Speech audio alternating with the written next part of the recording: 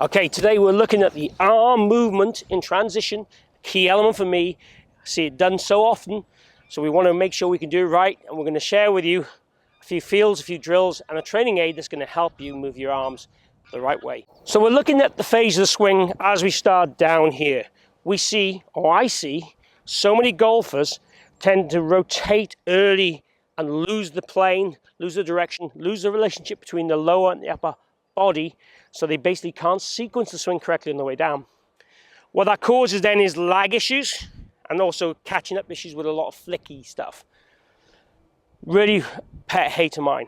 I want to see these arms go fast in the downswing and go forward in the downswing to maintain their relationship with the torso and the lower half, so you can deliver the golf club successfully and consistently with control.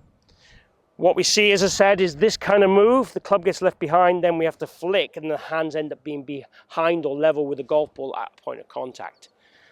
What I'm looking to see is the feeling of the hands and the elbows get down in front of the rib cage, and then we rotate through the golf ball, so we're able to control and shaft lean the club correctly through the hitting area to have ultimate club face control and ball striking control. Also, it'll help with power because you're delivering that kind of throwing action in the right place. What I've got here is a G-force training aid. Now, I like this club for this device purely because you can show how we do the bounce and the start of downswing. We can show the speed a bit more easily. Also, when we go and hit it, if we actually move incorrectly, if you move the handle too drastically, it can help things. It can also help things in the takeaway too. So let me just quickly demonstrate it in the takeaway. So in the takeaway, if I go back too quick, you'll see here the shaft bends. So if you want to control your tempo in the takeaway, then you can do that. If you want to feel like you increase the handle movement and get it to bend on purpose to stop the hands working out, you can also work on that. Those are two other things you can do. It also obviously helps tempo, and it helps a little bit of release because you have to kind of feel you time it to get the release correctly. So you get 10% off one of these if you want one by using the discount code down below. It's not a sales pitch. The inventor's a friend of mine. I like the device, and he offers any of my clients a 10% discount. So what we're looking for, top of the swing, if I pump these arms down quickly, you'll see this club bounces. If I move like this, there's not a lot of bounce in there. So if I get these arms to go fast and down, I create that bit of bounce. So we want this kind of bounce with the torso staying what I would call closed, arms going down, elbow goes in front, then turn onto it. That's what we're feeling we're trying to do. I've talked about this kind of thing before in syncing up videos. This is exactly it. This device just helps to show visually what you're doing. And again, if you end up being snatchy at the top, you will feel a sharp bend at the top. We want it to be pretty static at the top, but bend here. So get those arms down. So we're looking for it to be quite smooth, quite smooth, quite smooth, and then feel the speed happens in this place. So as a training drill, we'd want the body to feel quite static and the club to be bending on the way down. I just like bending the shaft. So then we could go ahead and hit one with the device and obviously try and feel that through the transition. So let's try and do one of those.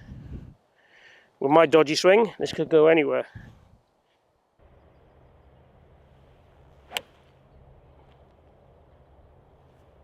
So it definitely feels different. You definitely feel you have to be a bit more patient, which is really what we're trying to encourage in that transition. There you go, straight as a die. Well, a tiny bit of draw. But it feels weird. Gotta be honest, the club is legal to use. You could use it in the course you wanted to. I wouldn't want to.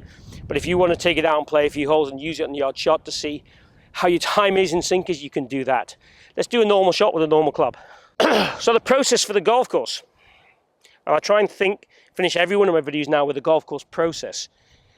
We'd want to make practice swings back behind the ball, stay close, pump those arms down, reset, visualize, pick a spot to line up at, aim the leading edge of the club at that spot, feet in, posture, comfortable.